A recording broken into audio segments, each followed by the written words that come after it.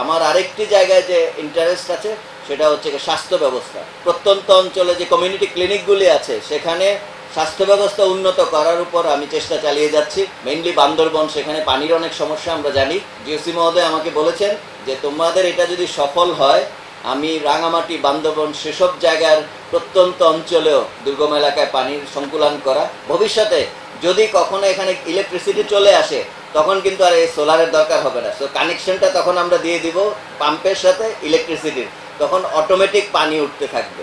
তো ইনশাল্লাহ পানির স্তর যদি ঠিক থাকে পানির অভাব হবে না। আমাদের সেনাবাহিনী সম্পর্কে জাস্ট যদি বলি, আমরা আমাদের কাজ এখানে নিরাপত্তা নিশ্চিত করা, এবং এর পাশাপাশি বাংলাদেশ সেনাবাহিনী এখানকার বেসামরিক প্রশাসনের সাহায্যে যে কাজ করে যাচ্ছে তারই অংশ হিসাবে কিন্তু আমরা এখানে এই জনগণের আর্থসামাজিক অবস্থার উন্নয়নে কাজ করে যাচ্ছি। আমাদের সম্মানিত সেনাপ্রধান যখন উনি চাকরি শুরু করেছেন সেই সময় এই ক্যাম্প কমান্ডার ছিলেন, এবং উনি দায়িত্ব গ্রহণ করার পর প্রথমেই উনি এই ক্যাম্পে ভিজিটে এসেছিলেন ওনার স্মৃতিচারণ করতে।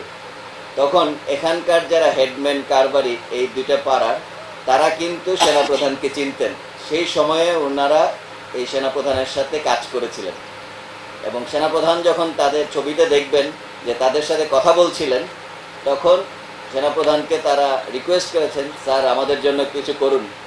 তখন সেনাপ্রধান জিজ্ঞেস করেছেন কি করা যায়, আমাদেরকে পানির ব্যবস্থা করেন, খাবার পানির ব্যবস্থা করেন, কারেন্টের ব্যবস্থা করেন। এইগুলো ওনারা দাবি উত্থাপন করেছিলেন। তখন সম্মানিত সেনাপ্রধান বলেছিলেন যে প্রথমেই আমার পক্ষে যেটা সম্ভব সেটা করব, এবং বাংলাদেশ সরকারের কাছে আমার অনুরোধও থাকবে, এবং আমি চেষ্টা করব আপনাদের অন্যান্য সকল সুবিধা এবং যে নাগরিক সুবিধা দরকার সেগুলোকে এখানে নিয়ে আসার জন্য।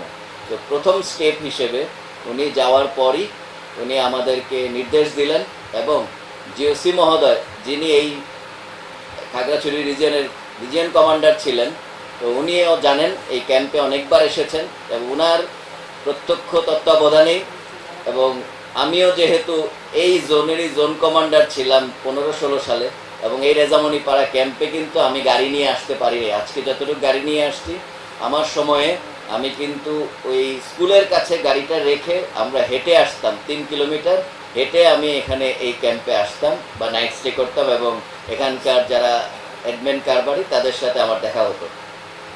এই সম্পূর্ণ ব্যবস্থাটা, এই ক্যাম্পটা এবং এই দুইটা পাড়া আমাদের এত কাছের, সেনাপ্রধান মহোদয়, জিওসি মহোদয় এবং আমরা এই পাড়ার সাথে এবং এই ক্যাম্পের সাথে এত অতপ্রতভাবে জড়িত, তখনই আমাদের মনে হয়েছে এটা আমাদেরকে করতে হবে। তখনই আমি বর্তমান জোন কমান্ডার মহোদয়কে আমি দায়িত্বটা দিই। আমাদের আরেকটা টার্গেট ছিল যে এই খাগড়াছড়ির মধ্য থেকে আমরা একজন উদ্যোক্তা তৈরি করব। সোলার প্যানেল এর মাধ্যমে যেটা করা যায়, আমরা আইডেন্টিফাই করলাম যে সোলার প্যানেল ইঞ্জিনিয়ার লাগবে একজন, যে কাজটা করবে।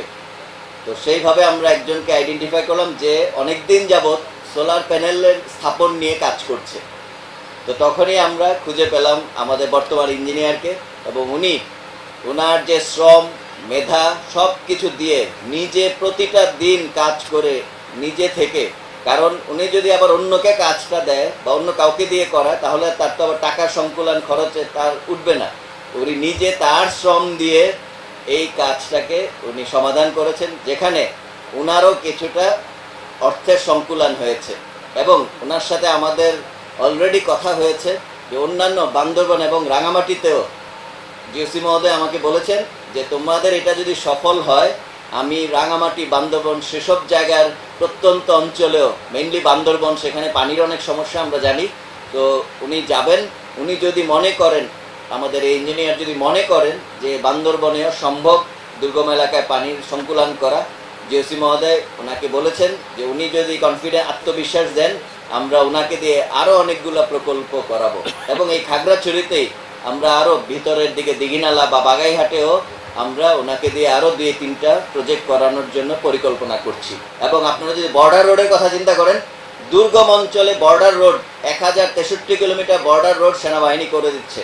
তো এই বর্ডার রোড যখন শেষ হয়ে যাবে, আপনারা জাস্ট চিন্তা করেন যে কি পরিমাণ যোগাযোগ ব্যবস্থা এই বর্ডার রোডের মাধ্যমে সম্পন্ন হবে, এবং বর্ডার রোডগুলিকে কানেক্ট করতেছে কিন্তু অন্যান্য শাখা প্রশাখার রোডগুলি।